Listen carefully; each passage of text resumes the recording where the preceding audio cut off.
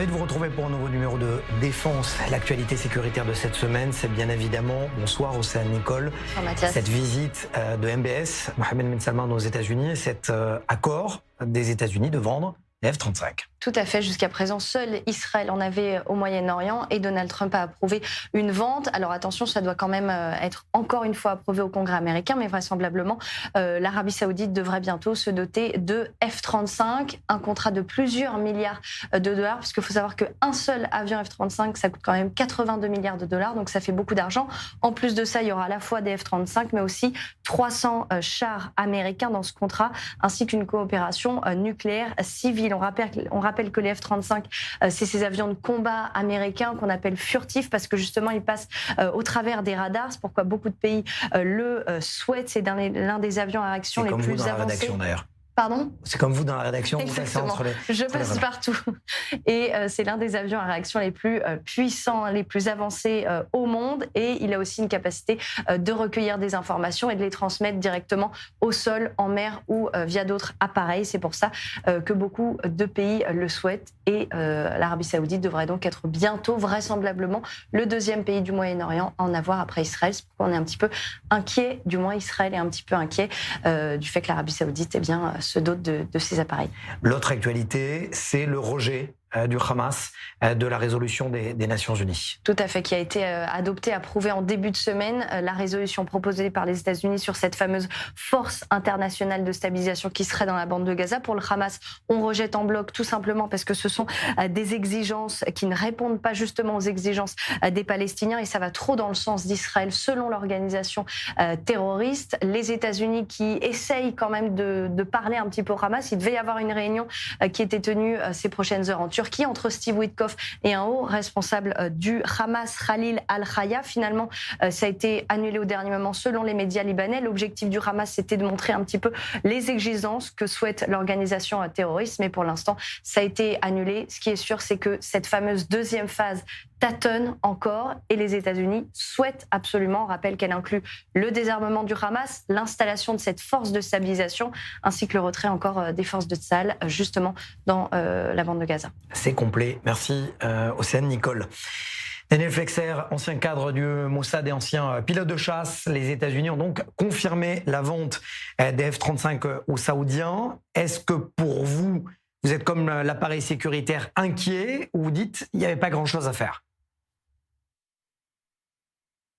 Tout d'abord, je ne sais pas qui dit cela parmi les responsables des services de sécurité, donc il faut voir pourquoi ils disent cela.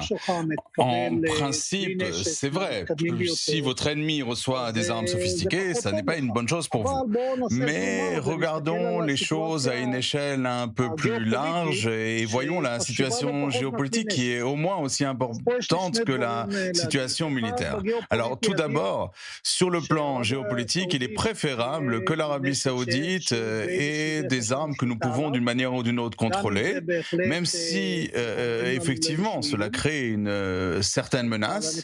Le deuxième point est qu'il faut garder à l'esprit qui est l'Arabie Saoudite, quel est son rôle au Proche-Orient, et quel est son rôle face à nous et quel est son véritable intérêt. Son véritable intérêt, c'est de survivre. Aujourd'hui, c'est surtout Israël qui l'aide dans sa survie, qu'on le veuille ou non, c'est un fait. Mais il y avait quelque chose à faire ou pas ? Non, cette approche a empêché les Égyptiens d'acquérir des sous-marins, etc. Oui, d'accord, nous sommes l'État d'Israël, nous avons beaucoup de prix Nobel, nous sommes un pays avec beaucoup de technologies, mais en fin de compte, au Proche-Orient, c'est là que nous vivons et on ne peut pas freiner en permanence les États-Unis comme s'ils devaient se soucier uniquement de nos intérêts. Alors, c'est notre intérêt que l'Arabie Saoudite n'ait pas de F-35, mais il faut regarder aussi les intérêts de nos alliés. On ne peut pas en permanence opposer son intérêt aux intérêts des autres et les gens ignorent la situation géopolitique, je le dis et je le répète. Les gens ont une approche très réduite et il faut regarder les choses de manière plus globale, nous n'avons pas de choix. Daniel Flexer, à l'instant, Océane Nicole le décrivait parfaitement, c'est-à-dire que le Hamas a rejeté cette résolution. Est-ce que, pour vous, c'était écrit d'avance, mais est-ce qu'il y a un mais?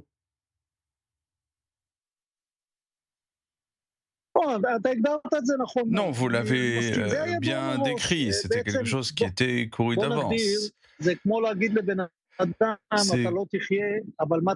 comme de menacer quelqu'un de mort et ensuite de dire ce qui va se passer. Et une fois qu'on montrera ses capacités et ses armes au Hamas, il n'y aura plus de Hamas, peu importe qu'on l'appelle encore le Hamas. Sur le plan idéologique, sur la base de l'idéologie du Cheikh Yassine, la résistance de leur point de vue n'a pas de fin.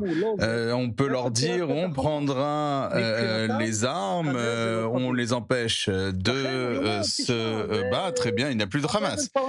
Donc Abba Eban l'a dit bien longtemps avant moi, les Palestiniens ne manquent aucune occasion de manquer une occasion. À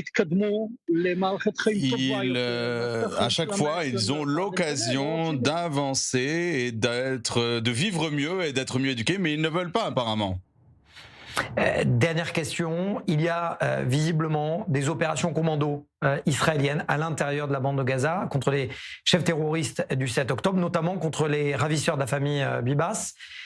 Ça vous surprend? C'est peut-être bénéfique, ce type d'opération, avec le rejet de cette résolution du Hamas? Vous évoquez un point très intéressant. Des fois, je suis surpris de voir que les médias, la presse n'évoquent pas cette chose. Il a été décidé que tous ceux qui ont participé à cet événement abject doivent être éliminés. Et on le fait, que ce soit ici ou à l'étranger. Ça n'est pas un secret. C'est la décision qui s'appelle la décision Nili, l'éternité d'Israël ne mentira jamais, c'est l'acronyme. Et nous le faisons. À ce stade-là, on élimine ceux qui sont restés dans la bande de Gaza. J'imagine que peu à peu, on le verra ailleurs. Je pense qu'Israël a commis une grosse erreur. Quand il y avait par exemple l'attentat en Argentine, effectivement nous n'avons pas puni ceux qui ont commis ces attentats. C'est un événement que je connais très bien et c'était dans le cadre à l'époque des accords d'Oslo, etc. Je pense que c'est une décision qui est bonne. L'État d'Israël, le peuple d'Israël ne peut pas se permettre de ne pas punir ces gens-là comme des gens après la Seconde Guerre mondiale ont éliminé des nazis. C'est notre devoir à l'égard de notre nation. Plus on aura ce type de cas, plus on fera rendre des comptes à des gens qui ont tué, qui ont brûlé nos femmes et nos enfants, cela contribuera à la sécurité d'Israël et à la justice dans le monde. Merci beaucoup, Daniel Flexer.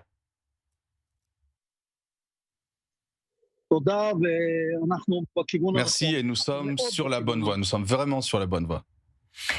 Alors on s'arrête un instant également sur l'unité de la défense passive, quand une unité d'élite s'entraîne à opérer en cas de séisme en plein cœur de la vieille ville de Jérusalem, y compris dans les tunnels. Un reportage Déborah Benayoun, Michael Iziorov. Sauver des vies, partout, tout le temps, y compris dans les situations les plus extrêmes. C'est la mission de cette unité d'élite très spéciale de la brigade de recherche et de sauvetage. Ce soir-là, exercice en conditions réelles au cœur de la cité de David. Ces 30 jeunes recrues sont répartis en 2 groupes. Après un tremblement de terre, l'un devra secourir des personnes piégées dans un tunnel de 750 mètres de long et l'autre dans un canal de 500 mètres rempli d'eau. D'ailleurs, ce jour-là, la fiction se mêle à la réalité, puisque le nord du pays a ressenti à 2 reprises les secousses d'un séisme à Chypre. Nous sommes ici avec l'unité d'élite de la défense passive, la Sayeret Alon, dans la cité de David. On se trouve dans un endroit où il y a 2 tunnels. L'un est naturel et l'autre simule un système d'égout. On est ici pour entraîner les équipes à évoluer dans une structure effondrée et à se déplacer dans des espaces extrêmement étroits. Notre objectif aujourd'hui est de vraiment les mettre à l'épreuve.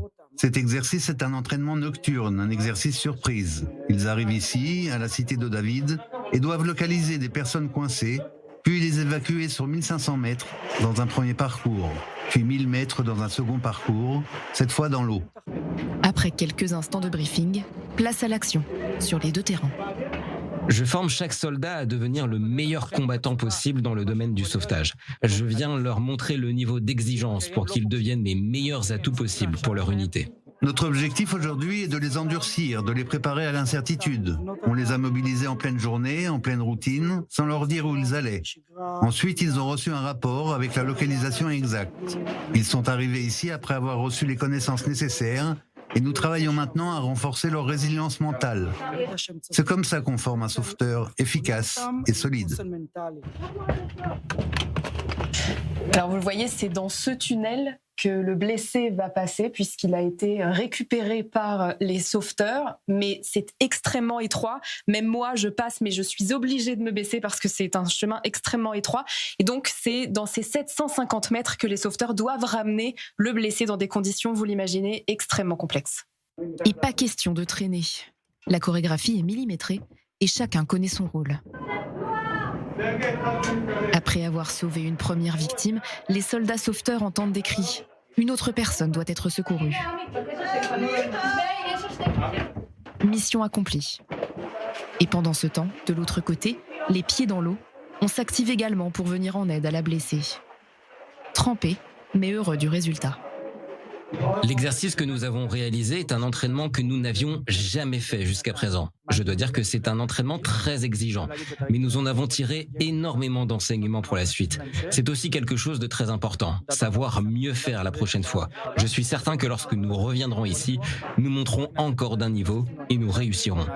J'ai parlé avec mes soldats, même pendant l'exercice, ils ont vraiment ressenti la différence. Passer du sauvetage sur des sites d'effondrement, ce à quoi nous sommes habitués, à un exercice comme celui-ci, c'est un défi différent, un peu plus exigeant que ceux que nous rencontrons au quotidien. Tremblement de terre ou missile, la préparation est la même. Ce sont d'ailleurs les membres de cette unité du commandement du front intérieur qui étaient mobilisés sur tout le territoire israélien pour secourir les blessés lors de la guerre des 12 jours contre l'Iran en juin dernier. Et qui sait, dans quelques mois, ces jeunes seront peut-être envoyés pour sauver des vies de l'autre côté de la planète. Mes 2 invités, c'est un plaisir de les avoir. Colonel R, merci d'être avec nous, et lieutenant-colonel N, merci également.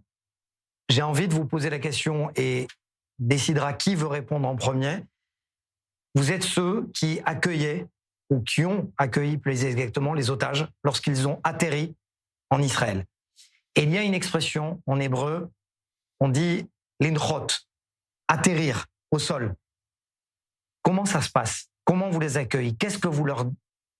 C'est quoi votre premier mot, votre premier échange avec ces otages? Qui veut répondre? En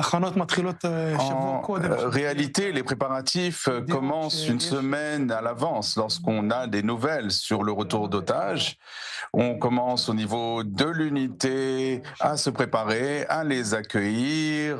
Tout le monde est mobilisé, tout l'équipement. Nous avons des réunions préparatoires pour être préparés le jour venu. Et ce jour-là, on arrive tôt le matin à l'endroit d'atterrissage, comme on dit, à l'hôpital où on les accueille. On est avec des soldats, avec de l'équipement, et on voit l'hélicoptère arriver de loin. Il s'approche lentement. On voit le rotor soulever la poussière jusqu'à ce qu'il atterrisse en sécurité.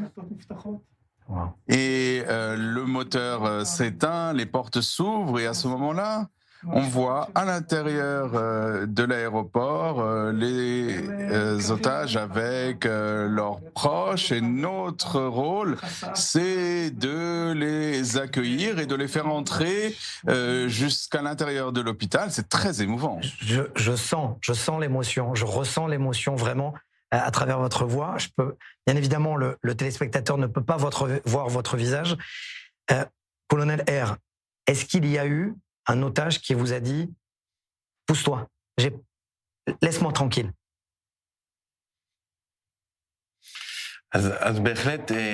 Il y a eu effectivement des différences d'un otage à l'autre. Les fois précédentes, je ne parle pas du dernier retour d'otage, les fois précédentes, on comprenait qu'ils voulaient avoir leur calme, leur quiétude. Et on a mis des paravents pour leur laisser être seuls. Et cette fois-ci, on a aussi utilisé la même méthode, mais peu à peu, on a compris, et on l'a vu surtout avec les derniers otages, qu'ils voulaient voir les Israéliens, qu'ils voulaient voir le public qui les applaudissait, les encourageait, et donc ils ont voulu aller au contact du public. Et c'était très évident, on l'a très bien vu, et donc c'est pourquoi on n'a pas mis de paravent avec les derniers otages, et on les laissait accueillir l'amour de tous les citoyens et des familles. Je précise que vous êtes ingénieur de formation, vous êtes médecin. À quel moment dans votre carrière vous vous êtes dit « Mon rôle sera d'accueillir des otages de plusieurs centaines de jours qui reviennent de Gaza » ?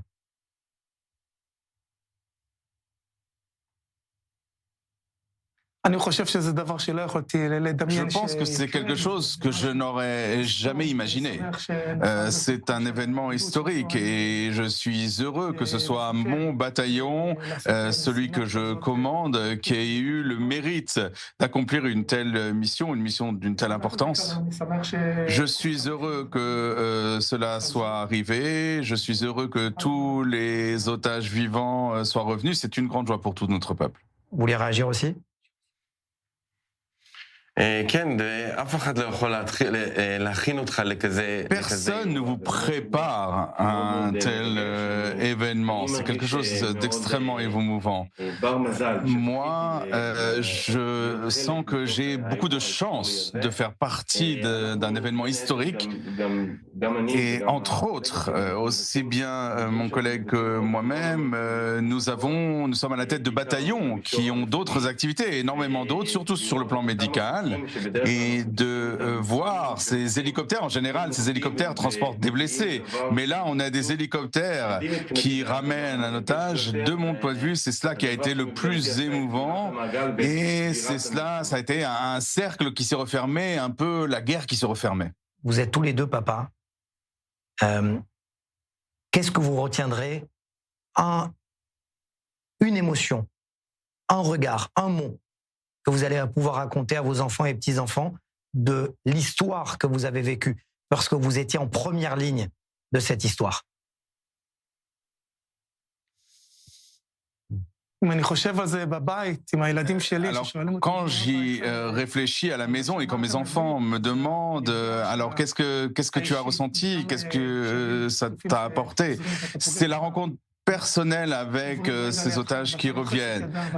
Ils passent à côté de moi, je leur serre la main et on voit leur force. On voit à quel point ils sont forts malgré cette longue période de détention. Et c'est quelque chose de très émouvant.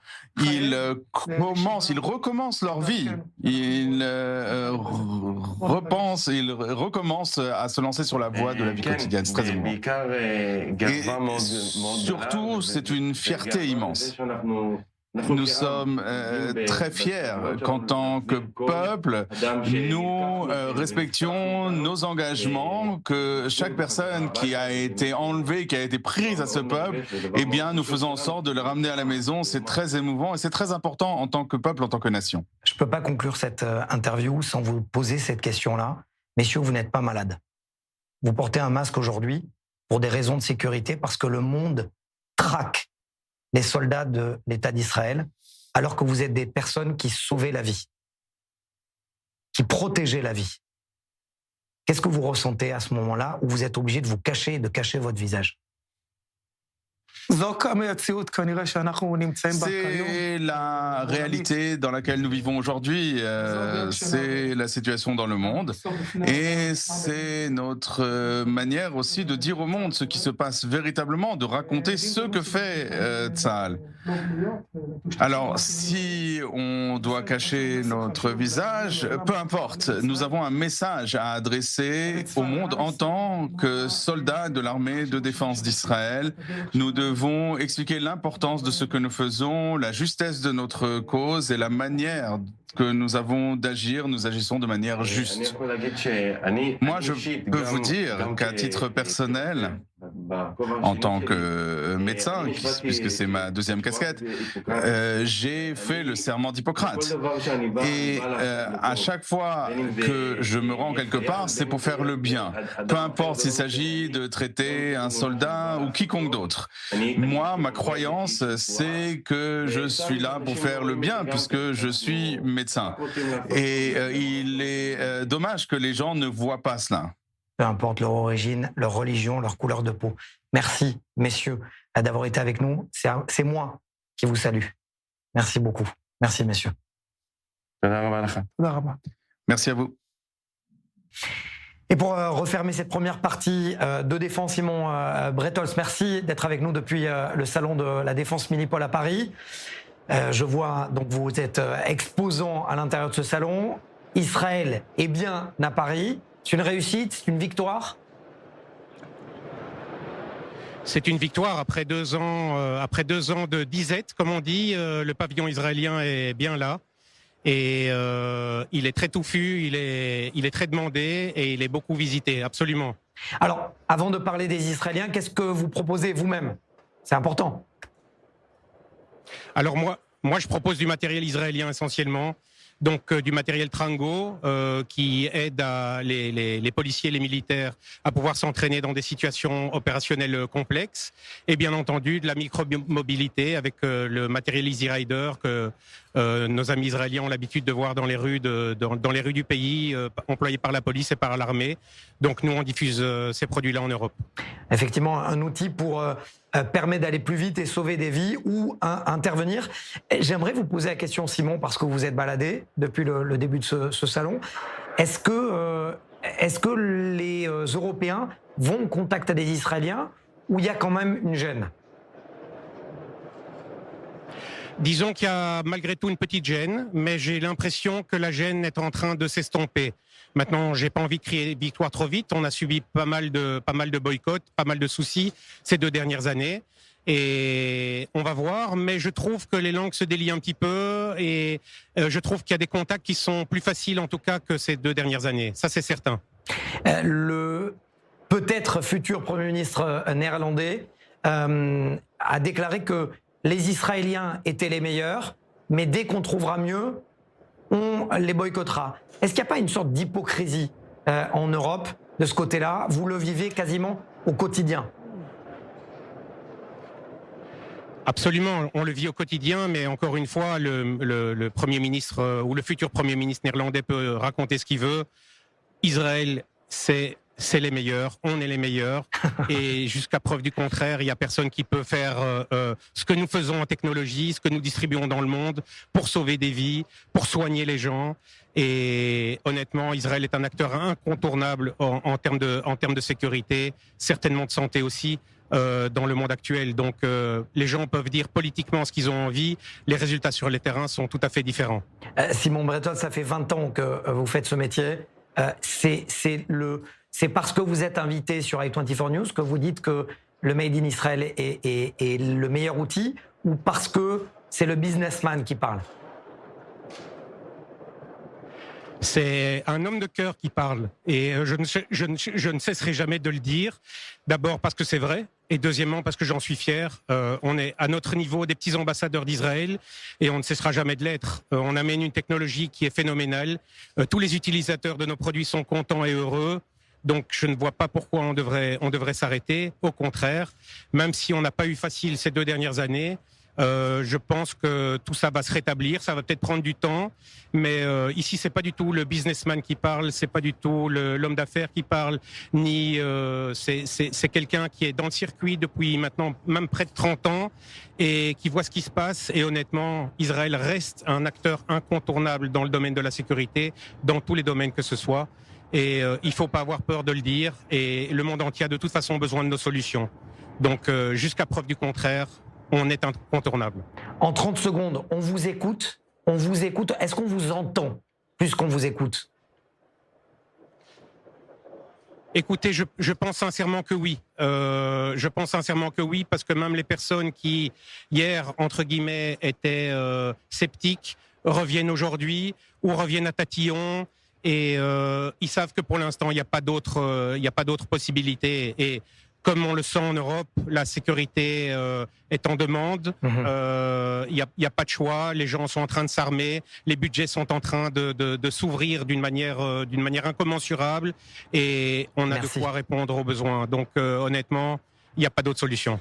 Merci Simon Bretos depuis le Salon Milipol à Paris. Merci Anna Papiachvili également pour la réalisation de cet entretien. Merci à vous. Merci beaucoup. Voilà, c'est la fin de cette première partie de défense. Une petite pause, on se retrouve juste après.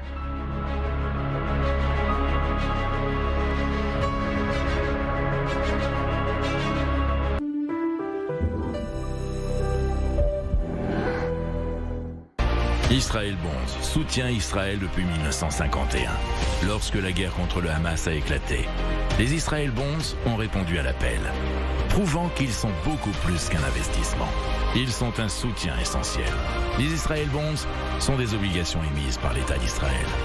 En choisissant de souscrire à des Israël Bonds, vous investissez directement dans l'État d'Israël. Un soutien concret pour l'avenir d'Israël. C'est le moment. Bâtissons l'avenir ensemble. Vous vivez en Israël ou préparez votre alia? Félicitations. Vous avez un téléphone? Parfait. Téléchargez gratuitement l'appli Olim et découvrez tout ce que nous avons à vous offrir. Prise de rendez-vous médicaux et administratifs, paiement de vos factures, vérification de dettes, traduction instantanée, recommandations de professionnels, suivi de demandes et bien d'autres choses encore. Et si vous n'y arrivez pas tout seul, notre équipe parle votre langue et vous aide dans toutes vos démarches en Israël, à partir de 99 shekels par mois en illimité et pour toute la famille. Alors n'hésitez plus. Téléchargez l'appli ou contactez-nous.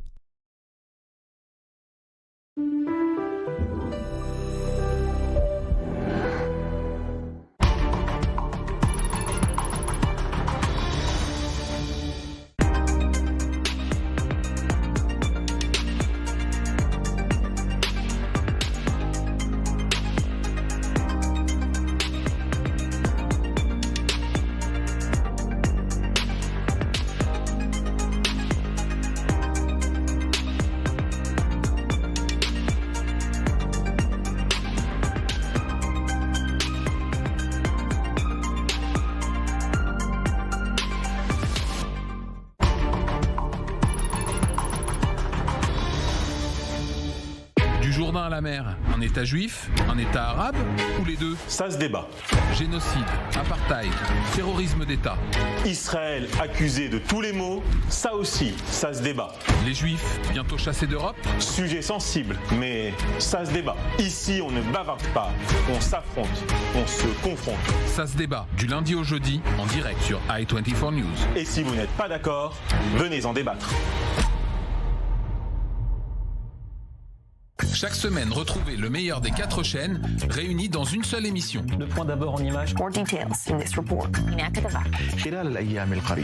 regard original au croisement des langues et des cultures. Le magazine de la rédaction, c'est le meilleur d'i24 News, sélectionné pour vous. Tous les jeudis sur i24 News. Géopolitique, conflit, diplomatie, société. Les événements s'enchaînent, se répondent, s'influencent. Ils sont les pièces d'un même puzzle. De regards croisés, nous relions les points de vue au-delà des frontières et des clichés. Analyse, experts, témoins, des voix différentes, une même exigence. Regards croisés, poser les bonnes questions et voir le monde autrement. Parce qu'au Moyen-Orient, chaque jour qui passe écrit l'histoire. Parce qu'ici, tout va plus vite. Tout s'amplifie. Parce que vous informer, c'est notre ADN. La Grande Édition, votre rendez-vous quotidien et en direct. Du dimanche au jeudi sur i24 News. Besoin d'être toujours connecté à l'actualité? Découvrez ou redécouvrez notre site i24news.tv. Retrouvez tous les articles, toutes les interviews et tous les lives à chaque instant sur notre site. Alors pourquoi attendre? Téléchargez dès maintenant l'application i24 News. Le cœur du nouveau Moyen-Orient, bat sur i24 News.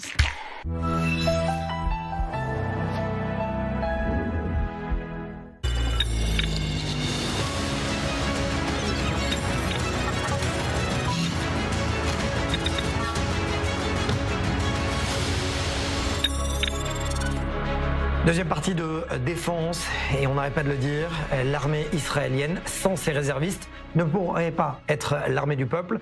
D'ailleurs, il y aura beaucoup plus d'ordres de mobilisation des réservistes cette année qu'il y en avait avant le 7 octobre. Océane Nicole. Ils sont au total 60 000, des hommes pour la plupart, mais aussi des femmes, à être mobilisés pour l'année 2026. Une augmentation drastique comparée aux chiffres avant les massacres du 7 octobre, où 6 000 réservistes étaient appelés dans les rangs de Tsahal. 10 fois plus de convocations pour les réservistes, et la raison, l'armée israélienne veut être en état de préparation militaire renforcée. Un scénario qui ne prend pas en compte une nouvelle guerre face au Hezbollah et au Hamas, car si Tsahal venait à reprendre les armes sur le front nord et sud, davantage de réservistes seraient alors mobilisés. Pour les 60 000 soldats appelés en 2026, leur période de mobilisation sera de 2 mois et demi, là aussi une période plus longue qu'avant la guerre. Une tâche lourde pour ces réservistes, mais aussi pour le budget de l'État, car chaque jour de service au sein de Tsahal coûte à l'État près de 1100 shekels, soit près de 300 €. Le ministère des Finances souhaite donc réduire ces périodes de réserve, mais pas question pour le chef d'état-major. Et Al-Zamir veut assurer la sécurité à long terme et exige une préparation maximale de ses forces pour les 5 prochaines années. Car peu importe le scénario au Liban et dans la bande de Gaza, la situation sécuritaire d'Israël sera tendue et complexe, d'où la nécessité pour Tsahal d'être en état de préparation maximale. Le budget de Tsahal pour l'année 2026 s'élève à environ 140 milliards de shekels, soit 37 milliards d'euros, un montant qui doit encore être validé par le ministère des Finances. Yannick Delia, bonsoir. Bonsoir. La lutte antiterroriste en Judée-Samarie bat son plein, encore une fois, on l'a vu. Oui, et avec Tsahal qui mène chaque jour des opérations en Judée-Samarie justement pour empêcher toute attaque, mais il y a certains terroristes qui arrivent à passer à l'acte, et ça, on l'a vu hier avec l'attentat. Donc la population israélienne de Judée-Samarie vit dans une atmosphère d'insécurité permanente. Déjà parce qu'il y a une présence terroriste qui est diffuse, c'est-à-dire qu'avant, il y avait certaines zones, on va dire des zones chaudes qui étaient identifiées, mais aujourd'hui, il y a les réseaux qui se dispersent. Certains sont originaires de Jenin, d'autres de Ramallah, d'autres de Hebron, comme les terroristes d'hier. Donc on voit que les réseaux se dispersent. Il y a aussi certaines cellules qui se forment, des cellules terroristes qui se forment très rapidement, et ce sont de petites cellules. Donc elles sont difficiles à intercepter et elles peuvent échapper parfois à la surveillance du Shin Bet, et elles passent à l'action immédiatement. C'est-à-dire qu'elles n'ont pas besoin d'appartenir à une organisation terroriste, elles veulent absolument passer à l'action, et ça très vite. Donc on voit le rôle de Tsahal justement pour éviter ce genre d'attentat. Depuis le début de la guerre, les forces de sécurité sont à l'intérieur de ces villes arabes de Judée-Samarie, évitent que ces cellules terroristes passent à l'action, et en parallèle, il y a évidemment des groupes terroristes qui sont aidés par l'Iran, qui envoient des armes et de l'argent par tous les moyens. L'objectif, c'est évidemment de maintenir un front actif contre Israël, indépendamment de ce qui se passe à Gaza ou au Liban. Alors, en parallèle, et ça c'est très important, il y a, en parallèle de cette guerre antiterroriste, des violences que j'appellerais des extrémistes. Oui, des extrémistes, on va dire, c'est ce qu'on appelle les jeunes des collines. C'est-à-dire que ce sont des groupes qui sont très jeunes, très idéologisés, totalement hors de contrôle, qui sont sortis un petit peu de tous les cercles, que ce soit religieux, sociaux, familiaux, etc. Et il faut savoir que le Shin Bet et l'armée israélienne a alerté, puisque dernièrement, de plus en plus d'incidents posent problème. Ça peut être aussi bien des attaques contre des villages palestiniens, ou alors des agressions contre des soldats israéliens. Et on l'a vu ces derniers jours avec ce qui s'est passé à Tsour Misgavis, cet avant-poste illégal que le gouvernement israélien a décidé de démanteler, puisque ce serait de cet avant-poste que seraient originaires ceux qui ont mené ces attaques dans le secteur. Donc Benyamin Netanyahou s'est engagé personnellement à enrayer ces violences de ces quelques centaines d'extrémistes juifs et qui, par effet de ricochet, détournent et l'armée et la police de leur lutte antiterroriste. Et on précise aussi que tous en Israël condamnent ces actions des jeunes des collines, y compris les chefs des conseils régionaux de Judée-Samarie. Dont ils sont originaires, ça c'est très important, merci de cette précision, puisque c'est important effectivement de le dire. Merci à Chani Guidalia. La semaine dernière, nous parlions du camp Shura et du long travail d'identification des dépouilles. Cette semaine, nous vous informons que Tsahal a créé une unité spéciale dédiée à l'aide psychologique des soldats qui ont identifié les corps. Chani Guidalia, justement. Dès le début de la guerre, une unité était en première ligne d'une mission indispensable, celle de la récupération et de l'identification des corps des victimes. Pourtant, 2 ans plus tard, la question reste posée, qui prend soin de ceux qui ont pris soin des morts ? Face à ces conditions extrêmes, Tsahal a annoncé une réforme d'ampleur destinée à renforcer le soutien et la reconnaissance accordés à tous les soldats engagés dans cette mission. Une réforme qui devrait entrer en vigueur en janvier 2026 avec un budget de plusieurs dizaines de millions de shekels. Cette réforme repose sur 3 axes. Le premier, renforcer la cohésion et la résilience. Les soldats recevront une formation dédiée à la gestion du stress moral, des sessions collectives après avoir été confrontés aux opérations les plus lourdes. Ensuite, reconnecter les soldats à leur environnement familial. Des week-ends organisés, des journées familiales, voire un encadrement conjugal. L'objectif est de permettre à chaque soldat et sa famille de retrouver un équilibre. Enfin, une prise en charge psychologique et administrative, avec un accès immédiat à un soutien professionnel, le remboursement des soins psychologiques, des subventions spécifiques et une reconnaissance rétroactive des droits pour tous ceux mobilisés depuis octobre 2023. Avec ce programme, Tsahal entend offrir un soutien concret à ceux dont la mission exige une attention particulière. En effet, depuis le début de la guerre, le nombre de suicides dans les rangs de Tsahal a explosé. Des soldats qui étaient sur le front, de ceux qui étaient chargés d'identifier les victimes, mais aussi des soldats déjà en état de stress post-traumatique qui n'ont pas pu surmonter les traumatismes. Le dernier en date, l'ancien policier Vital Mishayev, traité pendant 12 ans, qui s'est immolé après que les dispositifs de réhabilitation dont il bénéficiait ont été jugés insuffisants par ses proches. Et de retour en plateau, merci messieurs d'être avec nous. Oren Orbitoun, vous êtes fondateur de l'association Trauma for Good, ancien commandant de section des Mistar Aravim, des gardes frontières, et puis le colonel de réserve Gal Doubiner de l'association, vous êtes directeur de l'association Ksher Chazakim Mitgalim, c'est-à-dire quand les forts se révèlent. Première question à vous, Gal Doubiner, et ensuite je viens à vous, Oren Orbitoun. Lorsque on apprend qu'il y a eu cette année 300 tentatives de suicide, dont certaines ont fonctionné, est-ce que pour vous c'est un échec des autorités israéliennes ?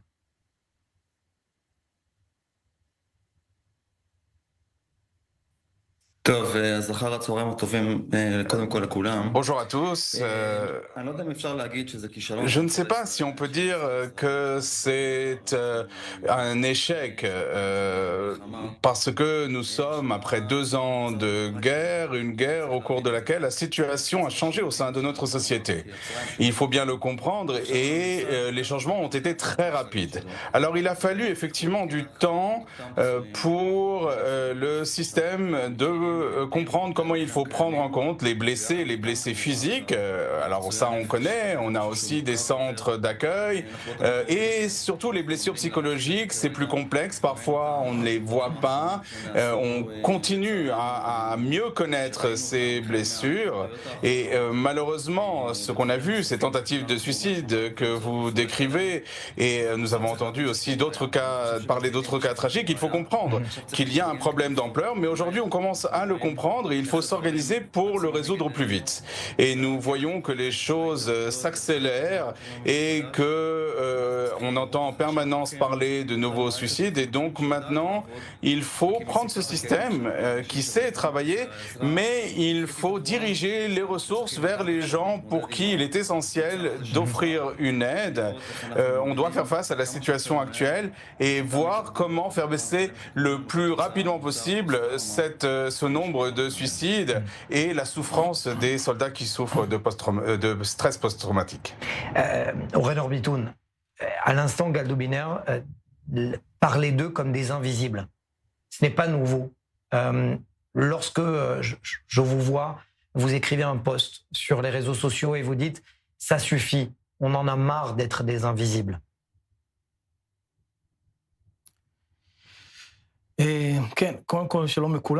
Oui, d'abord, bonjour à tous. Je suis à la tête de cette organisation Trauma for Good et c'est une organisation qui a été créée en 2018. J'ai créé cette organisation parce que j'ai compris le problème dont moi-même je souffrais. Donc, s'il y a des organisations qui existent, c'est parce qu'il y a parfois un vide du côté de l'État et une lacune et l'État ne parvient pas à traiter les gens qui ont besoin. Alors quand je dis que j'en ai marre, j'en ai assez d'être invisible, alors moi je vais être un peu plus dur. Je pense que l'État a échoué. Non seulement, je dirais même plus que l'État s'est effondré quand on parle de stress post-traumatique au sein des combattants et des services de secours. Si on avait écouté notre association, on aurait pu prévenir et si on avait mis en place toutes les recommandations que nous avons faites à Tzahal, à l'État d'Israël, au gouvernement. Vous savez, je suis souvent présent aux commissions parlementaires de la Knesset et je vois des camarades qui se suicident parce qu'on n'a pas réussi à les toucher à temps et parce qu'on n'a pas réussi à prévenir. Et je pense que c'est un échec colossal du système. Je le dis de manière très claire, l'État d'Israël a échoué quand il s'agit du stress post-traumatique au sein des combattants, des membres des forces de sécurité et des services de première urgence. Et nous demandons la création d'une direction générale nationale pour traiter de ce problème. C'est quelque chose d'urgent. On a déjà eu plus de 80 suicides de gens depuis la guerre glaive de fer. Et on a ensuite ces 300 tentatives de suicide. Qu'en est-il de ces combattants qui rentrent à la maison, les réservistes qui rentrent au cœur de leur famille? Est-ce qu'on a parlé des divorces, de la souffrance de leurs enfants? Et donc on a des cercles qui souffrent de plus en plus et la situation est complètement hors de contrôle. Galdo Biner, le tableau dressé par Oren Or Bitoun, c'est un cri aussi d'appel. Est-ce qu'il y a une lumière, une sorte de lumière au bout du tunnel où vous aussi vous partagez cela? Je suis d'accord avec sa conclusion. Il faut créer le plus rapidement possible une direction générale qui va traiter de ce sujet. Le train avance, les choses se passent et il faut offrir une réponse. Il y a des associations comme celle de Oren Bitoun et il y a des outils qui existent. Alors il y a effectivement un vide qui s'est créé du côté du gouvernement et donc il faut utiliser ce qui existe. Les recommandations, elles existent. Les soins, ils existent. Et il faut les appliquer. Et il faut les promouvoir parce qu'en fin de compte, il n'y a pas beaucoup de temps et les situations s'aggravent. Il faut les résoudre. Le moment où vous serez, messieurs, quasiment, j'ai pas envie de dire au chômage, mais lorsqu'il n'y aura plus de travail, est-ce que ce moment peut arriver ou vous ne voyez pas forcément ce moment-là arriver? Écoutez, l'État d'Israël, et moi je parle de manière générale, l'État d'Israël souffre d'un traumatisme. Et ceux qui souffrent de traumatisme ne souffrent pas forcément de stress post-traumatique. Si nous savons prendre à bras le corps ce sujet, et si nous savons y accorder les ressources et offrir une réponse immédiate à ceux qui ont subi un traumatisme, eh bien ça permettra de prévenir une épidémie, d'empêcher une épidémie de stress post-traumatique.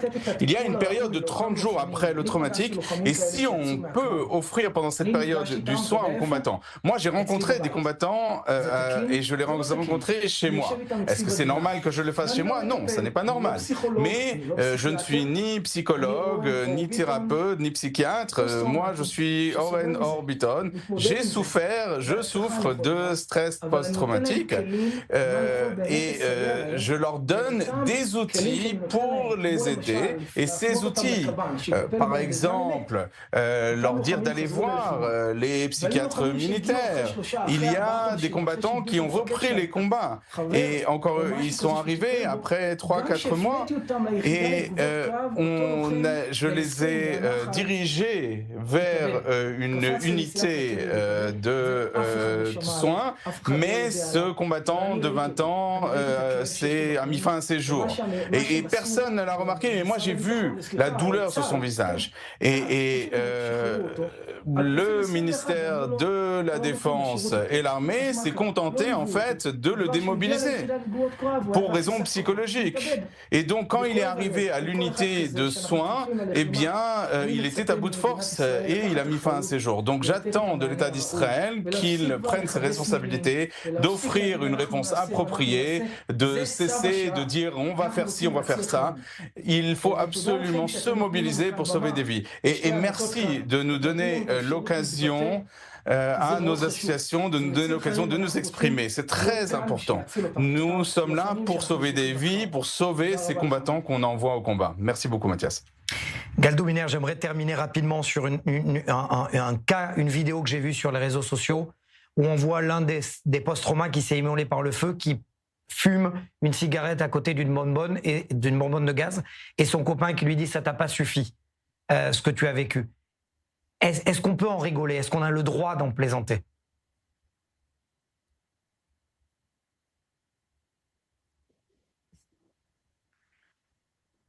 Je n'ai pas vu cette vidéo, donc je n'ai pas tout à fait compris ce que vous décriviez. Je suppose que, voilà, parfois, on ne sait pas comment les gens vont prendre les choses. Il ne fait aucun doute qu'il existe une détresse. Et Oren l'a bien dit, lui qui vit ça directement. Et nous le voyons au sein de notre association, des gens qui viennent au bord de la mer et ça leur fait du bien, cela les fait sortir de leur cadre habituel, on leur adresse toute notre attention et ils comprennent qu'ils doivent s'en occuper. Il y a une détresse et je ne suis pas sûr que ce soit approprié d'en rire, on ne sait pas comment les gens vont prendre les choses, mais j'espère que grâce à la scène que vous nous donnez, grâce à d'autres forums, grâce à ce que fait Oren, à ce que nous faisons, qu'on puisse penser les plaies un instant. Mais il faut qu'il y ait quelque chose de plus organisé, de plus large, pour prendre le problème à la racine. Merci beaucoup, colonel de réserve Galdo Biner, quand les gens forts se révèlent. Et vous, Oren Orbitun, Trauma for Good, merci à vous, messieurs, d'avoir été avec nous. 19 novembre 1979, c'était il y a 49 ans, le discours historique d'Anwar al-Sadat, le président égyptien, à la Knesset. Écoutez, on en parle juste après. Mesdames et messieurs, dans la vie des nations et des peuples, il y a des moments où ceux qui en sont capables doivent regarder au-delà du passé avec toutes ses complexités, et ce afin de faire un bond en avant vers de nouveaux horizons. Ceux qui, comme nous, sont en responsabilité doivent être les premiers à avoir le courage de prendre des décisions cruciales en accord avec la situation. Nous devons tous nous élever au-dessus des phénomènes de fanatisme, au-dessus de toute illusion et de toute théorie dépassée d'une prétendue supériorité. Et au-delà de tout, n'oublions jamais qu'il n'y a que Dieu qui est infaillible. Nous sommes tous unis dans cette aspiration et dans cette volonté de faire la paix, comme nous l'avons toujours été par le passé. Dalia Ziada, merci d'être avec nous depuis vous êtes auteure égyptienne en exil depuis le 8 octobre. Où en est-on aujourd'hui, 49 ans plus tard, après ces propos que l'on a entendus?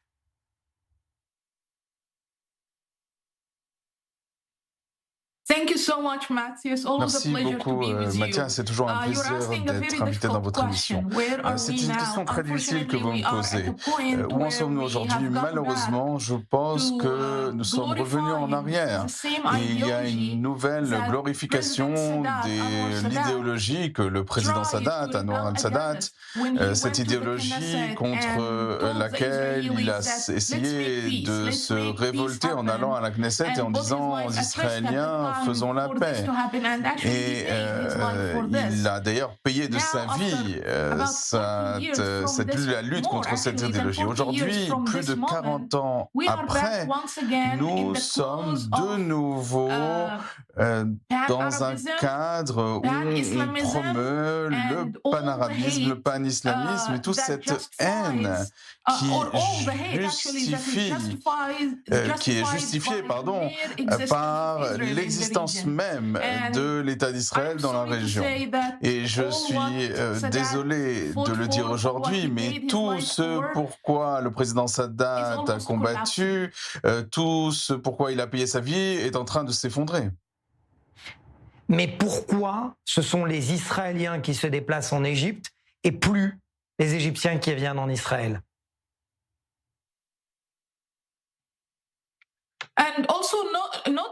Ce n'est pas que les dirigeants égyptiens qui ne se rendent pas en Israël, mais les Égyptiens tout court.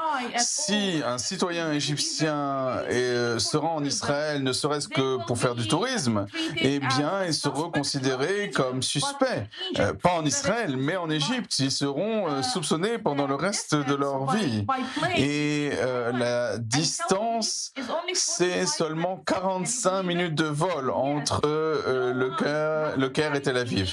Et pourtant, personne ne fait ce voyage en venant d'Égypte parce qu'il y a eu la normalisation et la paix, mais uniquement sur le papier. Cette paix entre Israël et l'Égypte est vue encore aujourd'hui en Égypte comme un accord stratégique. Nous avons une armée, et je l'ai entendu moi-même, le porte-parole de l'armée, avant même le 7 octobre, a dit qu'Israël demeurera à jamais notre ennemi historique. Et oui, alors la paix sur le papier, c'est très bien, les accords, c'est très important, mais si cela ne reflète pas, ça ne reflète pas à l'intérieur de la société, si on ne voit pas parmi les citoyens, dans les médias, dans les mosquées, si les gens n'adoptent pas cette paix, eh bien la paix n'a pas encore été établie. Et c'est le cas entre l'Égypte et Israël, et c'est vrai depuis des décennies. Peut-être que le 7 octobre doit être un réveil et qu'il faut changer les choses. Et peut-être qu'il faut recommencer encore et créer un nouvel accord de paix ou créer une nouvelle paix entre les peuples, entre ces deux pays qui sont voisins, et pour que cette paix ne demeure pas uniquement sur le papier. Mais comment, Dalia Ziada, peut-on faire lorsque les peuples eux-mêmes, la rue arabe, ne veut pas entendre parler de paix? Oui, la haine des Juifs est très répandue, malheureusement, dans notre région, et surtout parmi les générations qui ont grandi avec toute cette rhétorique anti-sioniste, antisémite, et qui pensent que c'est acceptable d'être anti-sioniste ou anti-l'État d'Israël. Mais malheureusement, cette perception s'élargit aujourd'hui, et elle est adaptée pas seulement par des gens dans la région, mais dans le monde entier. Il y a des gens qui pensent que c'est politiquement correct d'être antisioniste ou contre l'existence d'Israël, et ils ne pensent pas que c'est antisémite. Et cela justifie d'autant plus les forces du mal, comme je les appelle, les forces du mal au Proche-Orient, qui poursuivent l'amplification de cette haine des Juifs, de cette haine d'Israël dans la région. Et aujourd'hui, cela atteint un niveau sans précédent. Et on l'a vu très clairement après le 7 octobre et la guerre à Gaza. Et on a vu la diabolisation express de l'État d'Israël. Je ne pense pas qu'il soit possible aujourd'hui de faire avancer la paix et élargir les accords d'Abraham. Aujourd'hui, je pense qu'il faut se focaliser sur la préservation des traités de paix, des accords qui existent aujourd'hui. Comment est-ce qu'on peut s'assurer que ces traités ne s'effondrent pas, parce que ce sera impossible de créer de nouveaux accords. Donc la priorité, c'est de préserver ces accords, voir comment on peut peut-être les corriger, les améliorer, et ensuite on pourra réfléchir, penser aux prochains accords d'Abraham. Et je veux être optimiste. Est-ce que si Al-Sisi, le président Al-Sisi, se rend en Israël un jour, est-ce que vous serez la première à être dans son avion? Oui, absolument. Mon cœur battra de joie et je sais que la situation est très difficile aujourd'hui. Je ne dis pas que ce soit impossible, rien n'est impossible, un jour ce sera peut-être possible, mais aujourd'hui c'est très difficile et je pense que le président Sisi se préoccupe plus d'apaiser les Égyptiens que de faire un acte aussi révolutionnaire que celui-là. Alors, bien sûr, que cela aille directement de votre bouche à l'oreille de Dieu et que cela arrive très rapidement. Merci beaucoup, Dalia Ziada, d'avoir répondu à nos questions. Merci beaucoup, Mathias. C'était un plaisir d'être votre invité. Voilà, c'est la fin de cette édition de Défense. On se retrouve la semaine prochaine. Merci à vous.